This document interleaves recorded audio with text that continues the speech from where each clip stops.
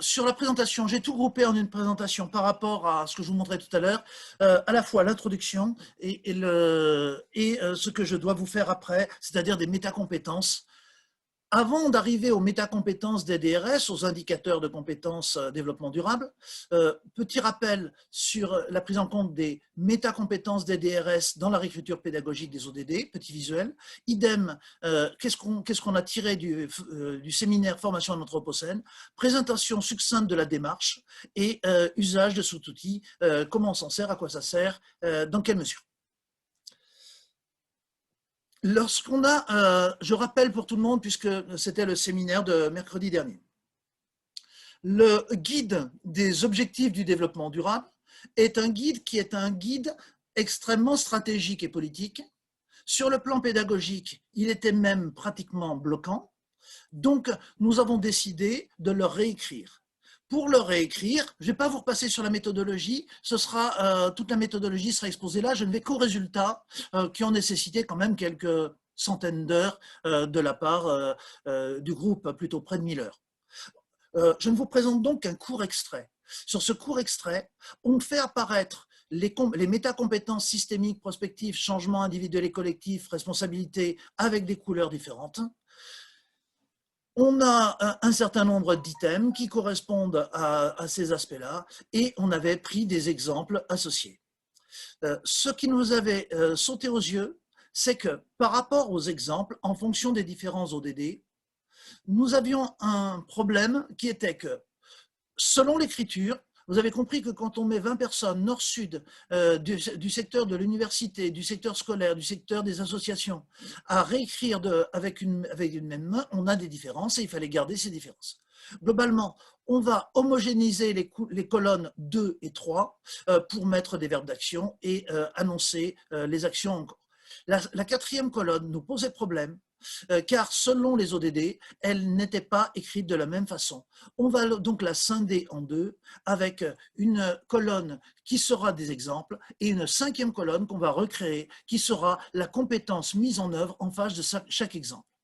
Tous ces supports sont en long, en large, en travers sur le site du Réunifed. On a réécrit les 17 ODD, mais vous avez compris que chacun des ODD fait entre 4 et 14 pages et qu'il n'est pas possible de vous présenter 17 fois 17 fois 10 pages en moyenne là-dessus. Donc, je ne fais là qu'un très très bref résumé du séminaire qui est déjà passé. Sur l'Anthropocène, on s'est dit que là, il fallait vraiment faire attention et que, par exemple, il était question de restaurer et globalement, il fallait rajouter des colonnes qui correspondent à des vraies colonnes de transformation sociétale. Donc ça a été rajouté sur certains ODD, ce sera rajouté sur d'autres. De toute façon, ça, c'est l'axe 1 du programme FECODE, qui est la réécriture définitive des OPDD pour le mois de juin. Je réécrirai tout cela en ce sens. On présentera très vite, de façon très succincte, le travail de Quentin avec ses 100 objectifs pédagogiques du développement durable. Je vous montrerai son travail et de toute façon, Quentin l'a remis dans une vidéo qui est extrêmement bien faite. Ce n'est pas parce qu'il n'est pas là tout de suite que je le dis. Sur le séminaire formé en Anthropocène, effectivement, on a pris en compte ce qu'on avait dit dans ce séminaire qui était plutôt près de la recherche, les ruptures, les stratégies. Et effectivement, on voit bien que les 4 ruptures ici indiquées sont des ruptures qu'on doit prendre en compte, y compris dans l'écriture des OPDD, et que globalement, la transformation sociétale, on ne peut pas ne pas la mettre dans le livret des objectifs du développement durable. Dans l'objectif du développement durable, comme dans la COP classique, comme dans le rapport du GIEC, on ne parle que d'amélioration, atténuation, adaptation, et on parle très peu de transformation sociétale. Maintenant, on va rentrer sur comment on en est arrivé à passer de ce petit guide que certains d'entre vous connaissiez par le passé, qui remonte quand même à 2015. Entre 2015 et aujourd'hui, on a fait quelques progrès, à savoir, nous sommes arrivés à pouvoir donner pour chacune des métacompétences un certain nombre de compétences, un certain nombre de critères de compétences et un degré d'acquisition en quatre termes de ces compétences. Si on prend ça comme ça, il faut être clair, c'est 4 ans de boulot derrière. Qu'est-ce qui s'est passé pendant 4 ans? On a commencé par passer des métacompétences, le développement durable, je le rappelle pour tout le monde là-dedans en version 30 secondes. Le développement durable, c'est à la fois avoir une vision systémique, poser les bons problèmes, voir l'intégralité du système, c'est avoir une vision prospective avec toutes les incertitudes, c'est envisager les changements, la nécessité des changements des différents types, que ce soit à l'échelle individuelle ou collective, en vue d'exercer notre responsabilité. Tout ça, ça fait assez consensus globalement, quel que soit le public. Maintenant, se pose la question de comment on passe de ces métacompétences à des compétences. On est passé par un certain nombre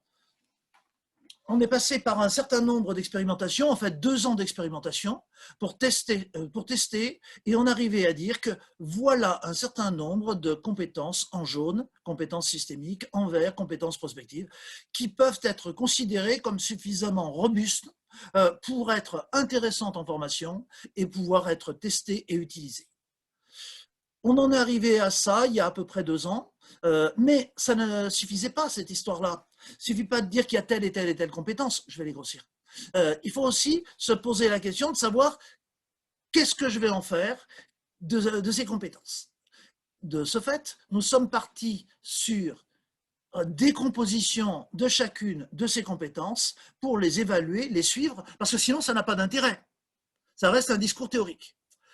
Donc, deuxième grande étape du travail, identifier les compétences, vision holistique, vision complexité, etc. On a envisagé un certain nombre de compétences qu'on a estimées être majeures, et à partir de ça, on s'est donné un certain nombre de critères pour savoir si cette compétence est présente. Alors bien sûr, ça donne un tableau qui est un tout petit peu fouillis, mais quand vous irez voir le document d'origine, effectivement, comme on a encore derrière décomposé ces critères de compétences, c'est bon, tout le monde suit, avec ici une vision holistique, je ne sors que 3 des paramètres, que 3 des compétences. La vision holistique qui se décompose en plusieurs critères va donc être détaillée en 2 critères et avec 4 niveaux d'apprentissage, 4 niveaux d'atteinte pour ces 2 critères. Il en va de même pour l'intégration des phénomènes temporels, pour l'intégration des phénomènes spatiaux, avec plusieurs critères. C'est ce que Quentin avait démontré dans un travail de recherche précédemment, c'est est-ce qu'on a besoin de regarder tous les critères? Ben non, tous les pédagogues le diront. On n'a pas besoin de regarder tous les critères si on veut savoir si la compétence est présente. On peut aussi faire simple, se polariser sur un certain nombre de critères. Est-ce que ceci est un travail définitif? La réponse est non. Cela n'a rien d'un travail définitif. C'est un travail qui est proposé à l'ensemble des gens. Je ne vous cache pas que j'ai dû le retirer de chez mon éditeur pour le mettre dans le domaine public, car sinon il aurait été bloqué pendant 1 an à l'édition. Donc là, je ne le mets pas en édition, tout l'ensemble, parce que en fait c'est un bouquin qui est là. Je ne le mets pas à l'édition, je le remets dans le domaine public, et je me suis engagé auprès de mon éditeur à ne publier ça qu'au mois de juin, juillet. Ce qui nous laisse quand même un tout petit peu de temps pour faire évoluer ce genre de choses. Donc là, c'est de libre droit, tout le monde a le droit d'utiliser, simplement, il y a juste des petites conditions pour essayer de citer. Voilà globalement ce qu'il en est. Je vais maintenant à la dernière partie de cette histoire-là. Les ODD ou OP, même si c'est OPDD, objectif pédagogique, ça nous fixe des objectifs, ça nous dit où on va. Mais ça ne nous dit pas comment on y va. Le guide des métacompétences, dont on vient de parler à l'instant, des métacompétences aux compétences, des compétences aux critères, des critères aux indicateurs, ça nous donne le comment on y va. Donc, on a, grâce au guide de métacompétences et à l'association entre les objectifs du développement durable et le guide des compétences, on a à peu près tout ce qu'il nous faut pour être capable d'avancer sur ces questions de durabilité. Voilà. S'il y a des questions, vous les posez directement, vous prenez directement la parole et j'essaie de répondre le plus rapidement possible. Alors, pas de questions dans le chat et je pense que ton exposé est très clair. Voilà. Alors, le but, c'est pas forcément de faire de la parlotte, d'autant qu'on reviendra à ça un tout petit peu plus tard. Mais cette présentation qui est un peu balèze, hein, je comprends bien, cette présentation qui est censée vous montrer comment on est passé en 4 ans d'un guide politiquement admis à quelque chose qui est pédagogiquement très opérationnel, bah, c'est à vous de vous en saisir si vous voulez, avancer sur ces questions-là. C'est quelque chose qui est remis dans le tronc commun, à vous de l'utiliser. Il est bien évident que les critères qui sont mis là avec les niveaux d'acquisition, ils sont, moi j'ai mis des niveaux génériques. Il est évident que quelqu'un qui travaille avec ça, avec des profs des écoles, eh bien, il va évidemment le transformer. Quelqu'un qui va utiliser ça dans un contexte francophone, il va, excusez-moi pour le terme, le tropicaliser. Et en fait, la destination de ce document est d'être refait, réutilisé dans tous les contextes possibles et imaginables. Il y a une demande sur un exemple de compétences et de critères. C'est-à-dire de prendre un exemple de quoi? De Ouais, décomposition? ouais, ou de le décliner peut-être. Je pense que c'est ça Alors, la proposition. je vous donne un exemple puisque je l'ai là juste sous les yeux.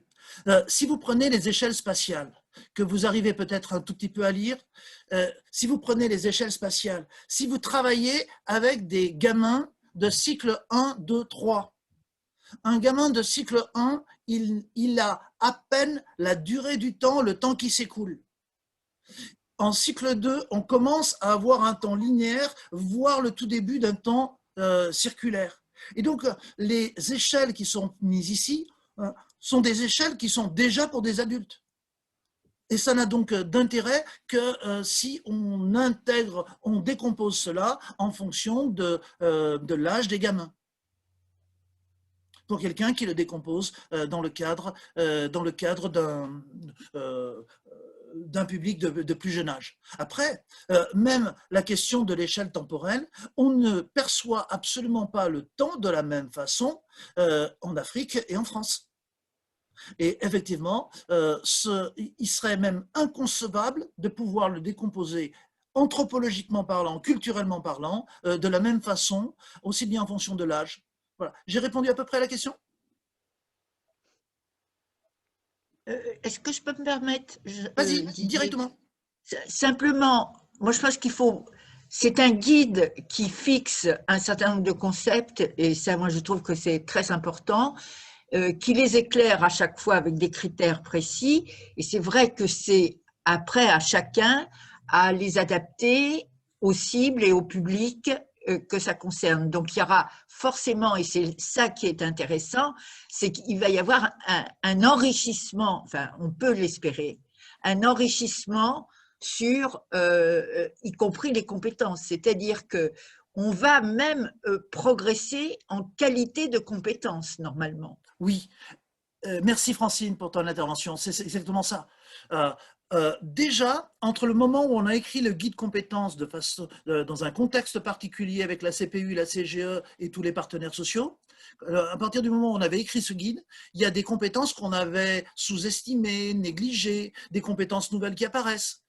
L'expérimentation va nous amener à faire évoluer ça en termes de contenu. De toute façon, il y a quelques compétences nouvelles, notamment certaines compétences qui ont été sous-estimées là en lien avec le numérique, qui vont de toute façon prendre place. Le but des expérimentations qui seront réalisées entre janvier et juin, c'est justement de faire évoluer ça avec de nouveaux critères, avec de nouvelles compétences, peut-être même en virant des compétences qui semblent être redondantes ou sans intérêt.